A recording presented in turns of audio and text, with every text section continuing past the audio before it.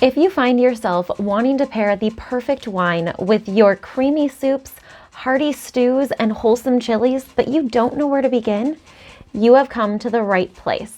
That was me years ago. My name is Tiffany Dawson, and I am so excited you're here. In this video, we are going to cover wine pairings to go along with your family favorite creamy soups. And then we'll take a look at some wine pairings with your favorite hearty stews. And lastly, we will cover wine pairings to go along with those wholesome chilies. And that's not all. I also have a super simple strategy to help you create the perfect wine pairing for your next gathering, but only if you stick around until the end. So let's get started.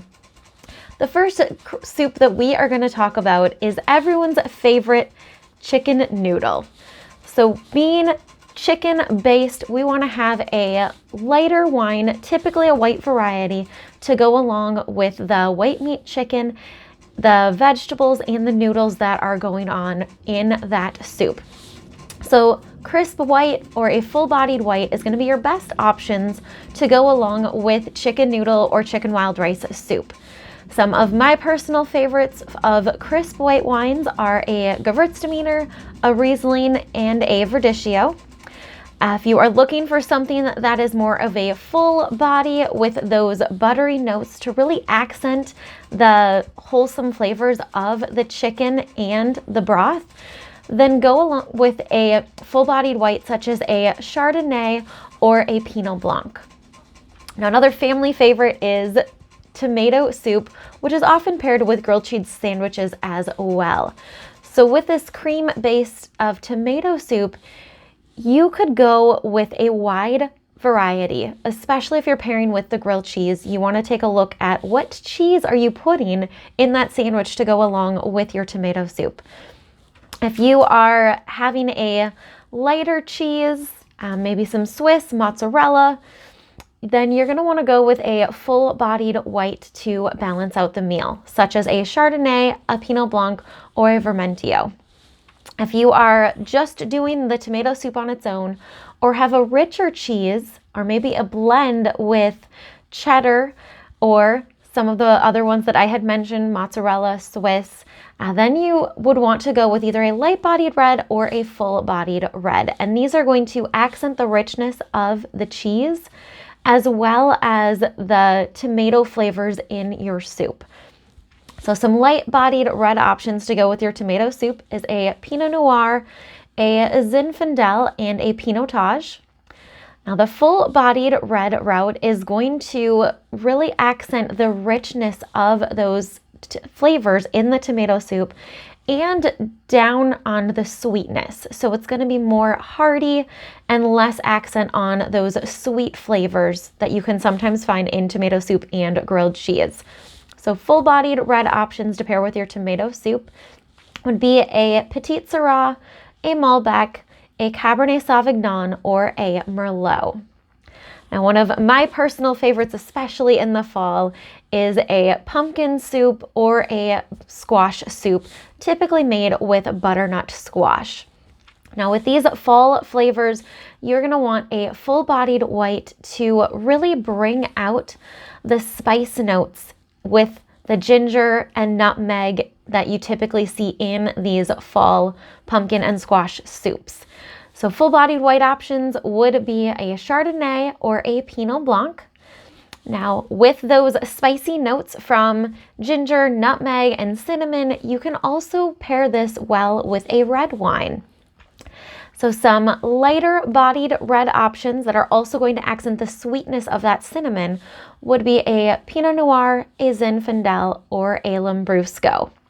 Now for those drier notes in your pumpkin soup and to cancel out the sweetness and instead highlight those spicy and hearty notes in your pumpkin and squash soups, you would want to go with a Petit Syrah, a Cabernet Sauvignon, Merlot, or a Tannat. Now the last family favorite soup that is often enjoyed year-round is a loaded baked potato. Now with these creamy, buttery notes, you are going to want a lighter white wine to really accent and balance out those flavors. This would work well with a Chardonnay or a Pinot Blanc. Now, if you're adding lots of bacon to your loaded baked potato soup, which I know I often do, you could go with a lighter bodied red, such as a Zinfandel as well. But ultimately, those white wines are going to pair best with your potato soups. So before we jump into the hearty stews, I want to hear from you. What is your favorite soup flavor? And what do you think would pair best with it? Leave it in the comments below. I look forward to reading those and offering my expertise with some additional recommendations. So a hearty stew that is often enjoyed everywhere is traditional beef stew with your beef, potatoes, and carrots. Now, being a red meat, this is often going to pair best with a red wine. So some lighter bodied options that are going to be on the sweeter side would be a Pinot Noir, a Zinfandel, or a Lambrusco. And for those full bodied red wines to really bring out the flavors of the beef stew and accent that heartiness without overpowering would be a Petit Syrah, a Malbec, a Cabernet Sauvignon, or a Tannat. Pozole is one of my personal favorites, which is a Mexican stew made with a pork loin. And so with pork being a white meat, you're gonna want a crisp white wine to pair best with this. If you are having some spicy notes, which it typically does have spice from jalapeno and pepper jack cheese, sweeter wines are going to be the perfect balance with that spiciness. So some crisp white wines to go with your pozole would be a Gewürztraminer or a Riesling. Now, because of those spice notes, you can get away with a lighter bodied red wine as well with your pozole. Options that I would recommend are a Pinot Noir, a Zinfandel, a Grenache, or a Pinotage. Vegetable stew is another common one, especially for my fellow vegetarians and plant-based diet eaters. So with your vegetable stew, you're going to want to look at what vegetables are you putting in there and what seasonings are you adding, because these are going to create a plethora of options based on that. Traditional vegetable stews are going to have a combination of mushrooms, carrots, celery, potatoes. Maybe you'll want to add in some corn or black beans. So with all of these, you could go with a lighter bodied red or a full bodied red. And if you are adding lots of spices, you're going to want to do the sweeter side because sweet likes heat. That is going to be a perfect balance. So some light bodied red options on the sweeter side would be a Pinot Noir, a Zinfandel, a Lambrusco, or a Pinotage. Now on the drier side, for your more hearty vegetable stews that are less on the spicy side, you would want to go with a Syrah, a Malbec, or a Cabernet Sauvignon. Butternut squash stew is one that I discovered a couple years ago. So this is going to have more of those fall baking spice notes of cinnamon, nutmeg, and ginger. So with these flavors, you are going to want a lighter bodied red wine or a sweet wine in general because sweet likes heat. So some light bodied red wines to go with your butternut squash stew would be a Pinot Noir, a Zinfandel, or a Pinotage. Now for those sweet wines, because sweet loves heat, this is going to accent those spicy notes from the cinnamon and nutmeg very well and become the perfect fall pairing. So these options would be a Moscato, a Frontenac Gris, or a Tempranillo. Now, before we jump into some wholesome chili wine pairings, I want to remind you to hit the subscribe button because I'm dropping videos like this every week and I would hate for you to miss out on the next one. The most common hearty wholesome chili is your typical beef and bean chili. Now this can also go with ground turkey or ground chicken. It doesn't have to be ground beef, but with those notes from the beef and the beans, you will want a full-bodied red to fully complement this wholesome chili. So some options would be a Syrah, Cabernet Sauvignon, and a Merlot. Southwest chili is one of my personal favorites, and I usually do it with ground turkey. But with those Southwest Mexican spices, you will want a lighter bodied red or a full bodied red to accent the Southwest notes and pair well with all of those Mexican flavors. So some light bodied options to go with your Southwest chili would be a Pinot Noir, a Zinfandel, a Lambrusco, or a Pinotage.